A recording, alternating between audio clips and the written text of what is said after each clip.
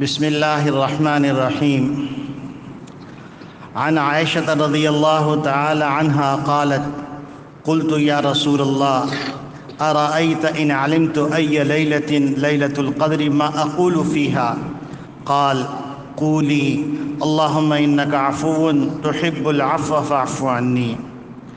حضرت عائشہ صدیقہ رضی اللہ تعالی عنہ فرماتی ہیں کہ میں نے نبی کریم صلی اللہ علیہ وسلم سے دریافت کیا کہ یا رسول اللہ، اگر مجھے شب قدر کا پتہ چل جائے تو کیا دعا مانگوں؟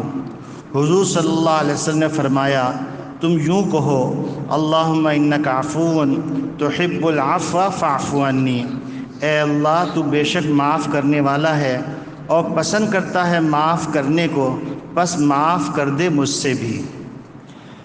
اس روایت میں جو قابل ذکر بات ہے وہ یہ ہے کہ حضرت عائشہ صدیقہ رضی اللہ تعالی عنہ آپ صلی اللہ علیہ وسلم کی انتہائی محترم اہلیہ ہیں، اور آپ صلی اللہ علیہ وسلم کا ان کا تعلق بڑا مثالی تعلق۔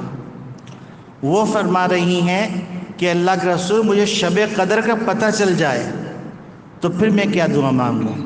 یعنی اس سے اندازہ لگا لیجئے کہ شب قدر کے تعین کے وقت جب دعا بتلائی گئی تو وہ دعا کتنی اہم ہوگی، اور اگر غور کیا جائے تو دعا واقعتاً اہم ہے۔ کہ مثال کے طور پر آپ کو پتہ چلا کہ FBI کا نوٹس آیا ہوا ہے، اب آپ کی راتوں کی نیند غائب ہے، صبح کا چین غائب ہے، پریشانی کے عالم میں ہیں، اتنے میں اطلاع ملتی ہے کہ آپ کے فلاں جاننے والے نے آپ کو کلیئرنس دلوا دیا ہے، تو آپ کی خوشی کی انتہا کیا ہوگی؟ اب اللہ رب العالمین آخرت کے حساب سے اگر ہم کو معاف کر دیں، وہ جہاں نہ سفارش چلے گی، نہ عہدہ چلے گا، نہ رشوت چلے گی، نہ رشتہ داری چلے گی، نہ کسی کی بدمعاشی چلے گی، نہ کسی کا روب چلے گا، وہاں تو انبیاء بھی پریشان ہوں گے۔ تو ایسے موقع پر اللہ رب العالمین نے اگر ہم کو معاف کر دیا تو ہماری کامیابی میں کیا شک ہے؟ تو لہٰذا اس دعا کی اہمیت اور موقع کی نزاکت کو سمجھتے ہوئے اس دعا کو ابھی سے مانگنا شروع کر دیں۔ ایک دفعہ میرے ساتھ دہرا لیں، اللہم انک عفو تحب العفو فاعف عنی۔ اللہ تعالی ہم سب کو یہ دعا مانگنے کی بھی توفیق عطا فرمائے، اور اللہ اس کو اپنے دربار میں قبول بھی فرما لے۔ اللهم صل على سيدنا ونبينا وشفيعنا وحبيبنا ومولانا محمد وعلى آله وصحبه وبارك وسلم۔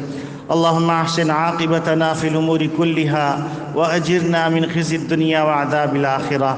اللهم إنك عفو تحب العفو فاعف عنا۔